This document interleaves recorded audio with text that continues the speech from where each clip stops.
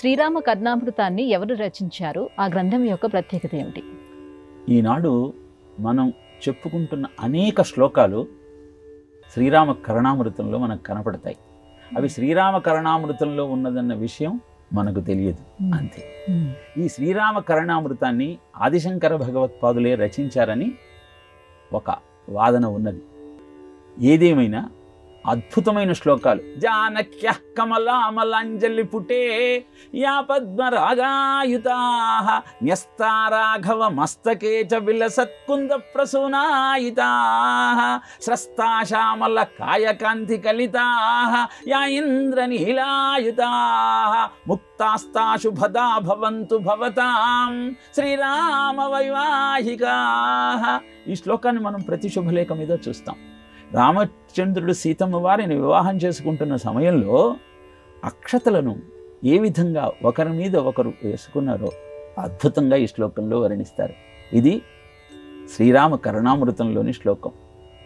శ్రీరాఘవం దశరథాత్మజమప్రమేయం సీతాపతిం రఘుకులాన్వయ రత్నదీపం ఆజానుబాహుం అరవిందదళాయదాక్షం రామం నిశాచర వినాశకరం నమామి. నిశాచర వినాశకరం, మనలో ఉన్న ఆసురీ శక్తులన్నింటినీ అంతం చేయగలిగిన అద్భుతమైన తత్వమే రామతత్వం. దానికి నేను నమస్కరిస్తున్నాను అన్నటువంటి ఆలోచన నీలో ఉద్భవింపచేసి రామో విగ్రహవాన్ ధర్మ అన్న సత్యాన్ని మారీచుడు లాంటి రాక్షసుడే కొనియాడినప్పుడు మానవుడవైన నీవు ఆ స్వామిని అనుసరించి ఆరాధించే ప్రయత్నం చేయమని నీకు మార్గాన్ని ఉపదేశించే అద్భుతమైన సాహిత్యమే శ్రీరామ కరుణామృతం.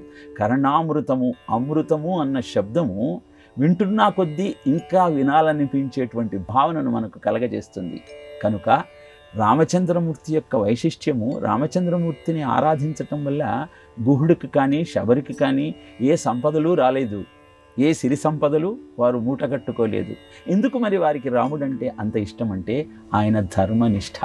ఎవరైతే ధర్మబద్ధమైన జీవితాన్ని గడుపుతూ ఉంటారో వారిని చూచి మనం చేతులెత్తి నమస్కరిస్తాం.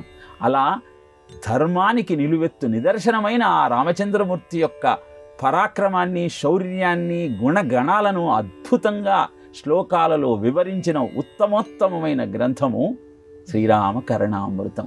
చాలామందికి ఈ పేరు కూడా తెలియదు. కానీ ఎప్పుడైతే ఇలాంటి విజ్ఞానాన్ని మనం అధ్యయనం చేయగలుగుతామో అప్పుడు మన జీవితం పూర్తిగా మారిపోతుంది. అద్భుతమైన ఆనందం ప్రతి క్షణము మనకు ద్యోతకమవుతుంది. క్షణం క్షణం ఎన్నవతాముపైతి తదేవ రూపం రమణీయతాహ అని రామశబ్దానికి వ్యాఖ్యానం చేస్తారు. చూస్తున్న కొద్దీ ఇంకా చూడాలనిపించే అద్భుతమైన, మనోహరమైన, మనోజ్ఞమైన సుందర రూపం ఆ రామచంద్రమూర్తి యొక్క రూపం.